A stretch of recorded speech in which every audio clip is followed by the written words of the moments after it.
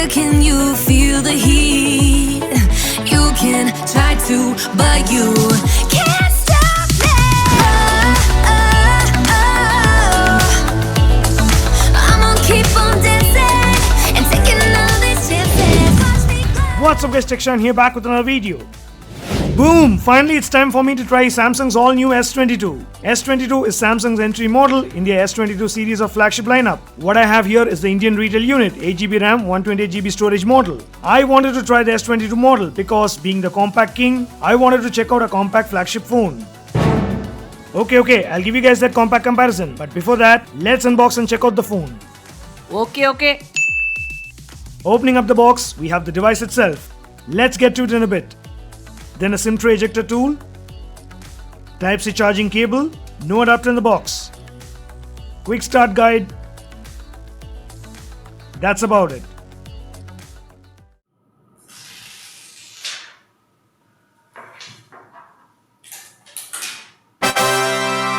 Boomba! Guys, meet all new Samsung S22, Samsung's compact premium flagship phone. What I have here is the phantom white color.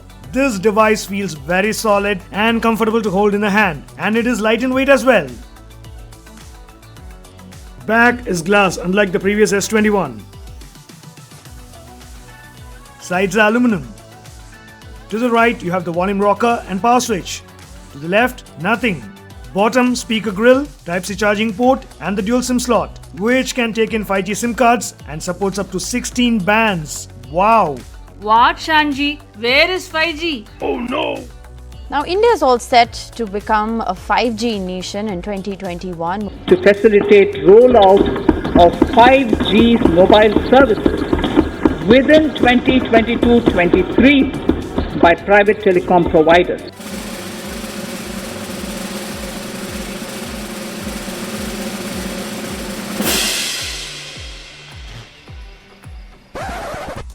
Okay.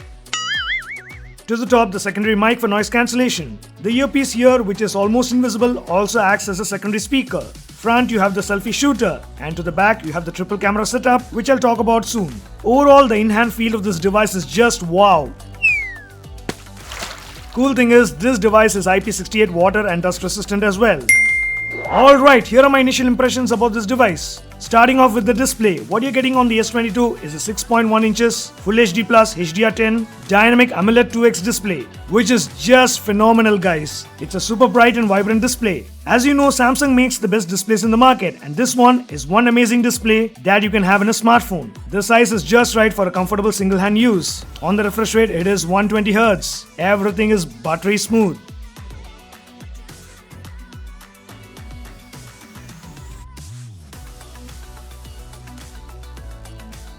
Now the display is flat with no curved edges, which gives the phone a boxy look that I personally like. And yep, the glass is Gorilla Glass Victus Plus, super strong enough for those accidental drops. Moving on, hardware and performance. At last, prayers have been answered guys. For the money that you're paying, what you get here in India is finally the Snapdragon 8 Gen 1 4nm chip.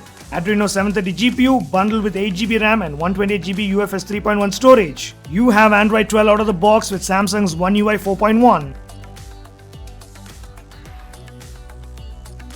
Everything is buttery smooth. A lag-free initial experience I should say. I'm loving it.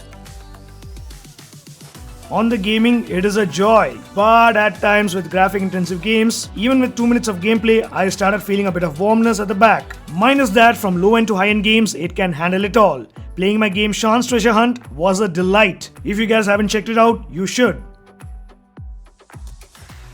Another highlight is Samsung DeX. Connect the phone to a monitor or TV with the Type-C to HDMI cable, and you can use it like a full computer. Yep, this phone is that powerful. Cool, right?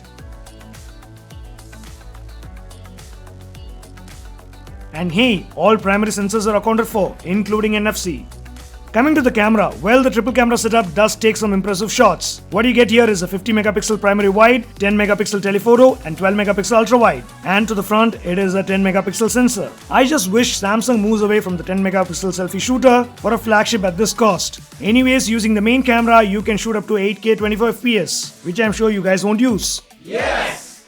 Overall, camera's good with good dynamic range and colors. Here are some samples. You guys make sure to follow me on my Instagram page, where I'll be updating more samples in the coming days.